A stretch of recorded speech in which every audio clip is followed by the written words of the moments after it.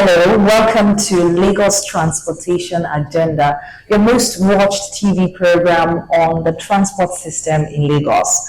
My name is Oiza, and in this episode, we're considering the topic that says crisis management in logistics and transportation in Lagos. But we're taking a specific look at what I would call a novel concept. It's called the war room, and I'm like, the last time I heard that word was in a movie. It was the title of a movie, but it would be interesting to know what it entails, especially regarding crisis management in logistics and transportation. And I'm joined with no other than the Director General of the Africa Center for Supply Chain and the MD CEO Multimix Academy. His name is Professor MADU Obiorah. But before you see his face, we'll take a quick break and be right back. Keep watching. Why get stuck in endless traffic when you can arrive at your destination faster, calmer, and completely stress-free? With our reliable ferry service, let's escape the daily Lagos traffic. You enjoy a smarter, smoother way to move across the city. And without worries about where to park your car, because we have a car park. Lag Ferry offers you affordable, safe, and efficient waterway transportation designed to save you time and reduce the stress of daily commuting. Queues, no unnecessary stopovers, and no frustrating delays. Just a smooth ride across Lagos waterways that gets you where you need to be right on schedule.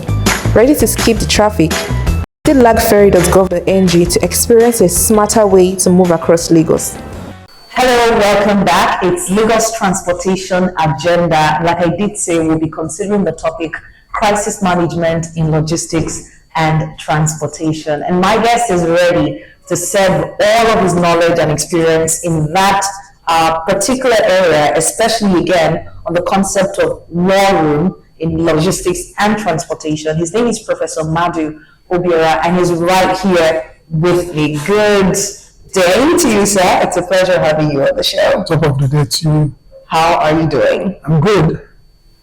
And how's work been? How is it like being, the MD CEO, the Director General, particularly of the African Center for Supply Chain? It's a lot of work. It's a lot of work, both on the Multimix side and the African Center for Supply Chain side. But that's what we signed on for, and we're doing it. And by the grace of God, bringing a lot of innovation into the industry. That's so good to know. So like I said earlier, war room, the last time I heard that phrase, right, it was the title of a movie, a Hollywood movie particularly. So hearing it now in logistics and transportation, it sounds so novel. And I'd like for you to share with us your knowledge. What is it about? Why are we talking about it now? Why is it important that we have this conversation? Thank you very much. War room sounds essentially as a military language, which they apply to wars and the preparation for wars and all that. But for our own war room, for several years, I've been in the logistics and supply chain industry for about 23 years. Wow. Right now. Multimix was the first firm to introduce logistics and supply chain education in Nigeria. So I've been here that long, and one thing I have noticed is how disruption is crumbling so many supply chains and their organizations. So having faced that for so long, in 2025, an idea came. Originally, logistics started from the military, so we borrowed it from the military. So you can as well say that the war room situation is also borrowed. So we said, okay, with the level of disruptions that are coming from the war between Russia and Ukraine to the blockage of the Strait of Hormuz, Suez Canal, and of course the American.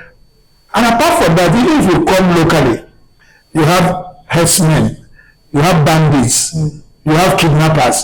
Because all these are all crisis situations that cause disruption to logistics and supply chain management. So the idea was, what do we do? And then we tried the war room, developed it, stress tested it, and then put it out last year in December. About 9 companies were represented. And at the end of it all, it was not the kind of thing that people were used to. The overall evaluation was 95%. Wow. So we were very glad, but we were ready to push it further. So this year, we developed a framework for disruption management in supply chain. That was what was originally developed. And we are going to apply it to the next war room and then validate that that framework works. So the second cohort of the war room, we said, because of the nature of the program, we won't take more than 25. Okay. And 5 days to the date of the program, it was sold out. Wow. So when they came and the rapid supply chain framework was applied to the program, they were so excited. And we were happy that at the end of the program, the overall evaluation score was 99%. Very unusual. But actually, it's about simulation, it's about case studies, it's about, so people are standing half of the time around the screen after simulation for debriefing and all that. So that's what makes the world different. In fact, after we cut off, people were calling us that they wanted to jump and say, wait for the next cohort. So I'm listening and my interest is piqued, right? And I'm wondering, is this literally a room, or is it a system, or is it a knowledge-based concept that you train executives for? I'm talking about the war room. Then how is it applied in a crisis situation, depending on the industry? Also, so this sounds like a 3-question one, right? But let's answer that first of all. Okay, it's everything that you have mentioned in one. Okay. Let's take simulation, for example. You throw a simulation about foreign exchange crisis in Nigeria. You were working on importing something, and suddenly something happens to the Naira, and your cost increased by 50%. So what will we do about that? It could also be the Strait of Hormuz, which is going to involve rerouting of your ships. You know what happened at the Strait of Hormuz was that insurance cost went up 300%. And the next thing that happened is that the insurance people refused to insure any longer. So these are heavy cost implications that can wreck a company. So these are the kind of situations that are practically put. Every decision you make, and by the way, the room, they came in, once you come in, you go to your group. It's not the usual conference sitting. We are sitting in the group because everything we are going to be are group decisions. So that is the war room. And if you see the banners, if you walk in, you will know it's a war room. Really, you know that something on the banners is all the crises you can think of in supply chain. So that is what made it different. So that's what the room is actually. It's like a microwave. Okay. A pressure cooker situation where you don't have time. Because situations... You're putting it like it's reality. Exactly. Real questions, real challenges that they face in the companies. Some of them will say, okay, this is my own challenge. It's different from this one. We stress test it, discuss it, simulate it, and then... So that's what makes the difference. One question before we go on a break that I was going to ask, is this peculiar to industries, or is it something that can be adopted in whatever kind of industry? Okay, thank you very much for that question, because originally for supply chain, but along the line, we have adapted it to the pharma industry, we've adapted it to the public sector, we've adapted it to agriculture, we've adapted it to oil and gas. Yeah. So every aspect of our existence, Rapid can be applied. Rapid has been peer-reviewed. First, it was the advisory board of Multimix. we got the last review on the day of the program from Cranfield. Right down, there are some institutes that are reviewing it. That is, and every review is showing that this is the solution to Africa's disruption management, both in supply chain and in all aspects of its existence. All right. Okay, we'll go on a break. When we get back, we'll be taking a look at how Lagos State can domesticate the war room strategy in crisis management, particularly in the transportation sector. This is Lagos Transportation Agenda. My name is Oiza. We'll be right back. What are you doing here? Come in for a ride. I changed jobs. I now work at Lagos State Drivers Institute, Lastry. Wow, that's interesting. You can go into the road. It's a one-way. Does that matter? Yes. See the road sign? Is that important? It is very important. Road signs, pavement markings, and traffic signal lights are provided to guide all road users and ensure their safety. Without them, there will be chaos leading to accidents and loss of lives on the road. My guy, I know, but sometimes I feel like getting home on time. That is why you must obey these signs and observe the right of way by yielding to vehicles that got to intersection before you or to traffic on your left. Also, you must not stop on yellow box. Why get stuck in endless traffic when you can arrive at your destination faster, calmer, and completely stress-free? With our reliable ferry service, let's escape the daily Lagos traffic. You enjoy a smarter, smoother way to move across the city. And without worries about where to park your car, because we have a car park. Lag Ferry offers you affordable, safe, and efficient waterway transportation designed to save you time and reduce the stress of daily commuting. Queues, no unnecessary stopovers, and no frustrating delays. Just a smooth ride across Lagos waterways that gets you where you need to be right on schedule. Ready to skip the traffic? Visit lagferry.gov.ng to experience a smarter way to move across Lagos. Welcome back. It's Lagos Transportation Agenda, and we've been considering the topic crisis management in logistics and transportation, taking a specific look at a novel concept that's called the War Room. Professor MADU Obiorah, that's the MD CEO of Multimix Academy, is with me, and it's been an interesting conversation. I'm sure you've been enjoying it as well. My name is Oiza. Let's continue. Welcome back, sir. Thank you. So, how can Lagos State domesticate this idea, this crisis management strategy, especially in the transportation sector? Thank you very much. First of all, I have to commend Lagos State. Lagos State is not called Center for Excellence for nothing. I've had an experience of a building that caught fire, and a call was made to the relevant number, and in a short while, all they said.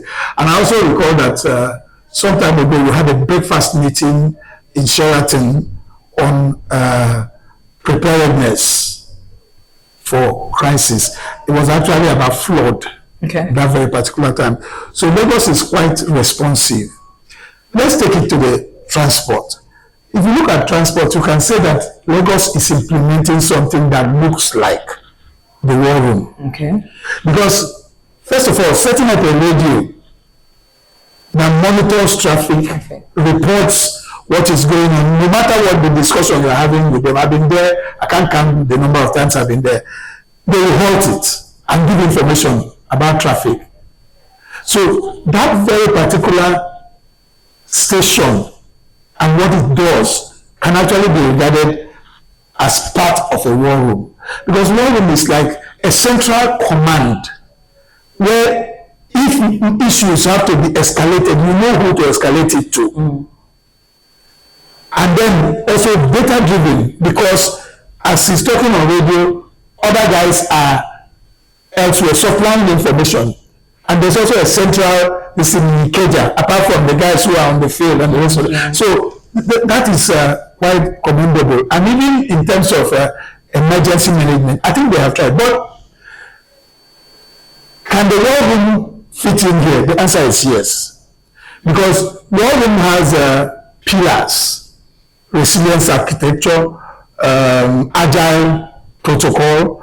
It has the P, performance intelligence. The I is the integration, and dynamic continuity is the last pillar. When these pillars are all applied to what is currently going on, Lagos will be on top as far as crisis management is concerned. And I mean every type of crisis, not just the traffic situation. You can look at the flood and any other crisis that may occur. That's where I said it's adapted. Their own, of course, because transport is part of supply chain and logistics. So, but the fact is that they are doing well at the moment, but application of the rapid will improve Lagos greatly. And are there technological systems, or what are the technologies involved in this strategy? And should it be implemented in Lagos? What are the challenges that you foresee? Well, of course, technology is part of the life of supply chain, because it creates the visibility you need to see end to end of whatever it is, whether it's transportation. Some time ago, a couple of years ago, I went to do something for Shell. In a small room, like these two people are sitting there with a big screen and seeing all their vehicles as long as they are in the Port Harcourt route. So that kind of technology can work. Then, of course, AI. There's hardly anything that AI cannot do. If I say that what AI cannot do does not exist. So AI is important. Then IoT, Internet of Things, is also important. Then RFID, radio frequency identification. All these are technologies that, when factored in fact, it is the absence of technology, for example, that is causing all the problem at the port. But even within Lagos, because Lagos is a mega city, and I'm sure Lagos will be aspiring to becoming a smart city. So all these technologies are very, very crucial. A smart city, I mean, you can imagine a time when autonomous vehicles will be driving in Lagos. So I look forward to it. we need to advance. Lagos will advance different types of technologies that will help. Some of the ones that we mentioned, and so many others. Tracking and transport management system applied to all the mass transit, and also monitor the private drivers that are involved in transportation in Lagos. Do you see any challenge, in the implementation of all these? Not really. I mean, technology finds its way to everywhere, but Lagos has a challenge of population. Lagos has a challenge of population, which is going to affect certain technology. But right now, I think there's a lot of improvement, because you now have fiber internet in so many locations, remote locations you can think of. So, apart from population, I think adopting the war room will solve one problem. It will remove bureaucracy. It will impact on slow decisions processes, which is prevalent in the public sector. So these are what I see as challenging, but I know that adopting the war room will clear the way, because we know who is in charge, we know who to escalate to, we know at what point we need to escalate and everything. Finally, would you say that this is the right time to implement this, or does Lagos need to wait, or is it even late already? It's not late, okay, but this is the time, because, like I said, Lagos has applied excellence in practically everything. In the transportation, they've done well. I recall on a continental webinar, it was a social logistics competition. So somebody from Kenya was actually talking how they are learning to understand what Lagos is doing with the BRT. Wow. Yes, Kenya. So Lagos has done well, but the fact is that you can't rest on your oars with the world that we live in today. Things are changing so fast, crises are happening so fast. So the earlier the war room is adopted, the better. Thank you so much for your time, sir. And that was Professor MADU Obiorah, the MD/CEO of Multimix Academy and the Director General of the African Center for Supply Chain. This has been Lagos Transportation Agenda. Of course, we'll come your way next time, but right now we have to say our byes. My name is Oiza. Keep watching.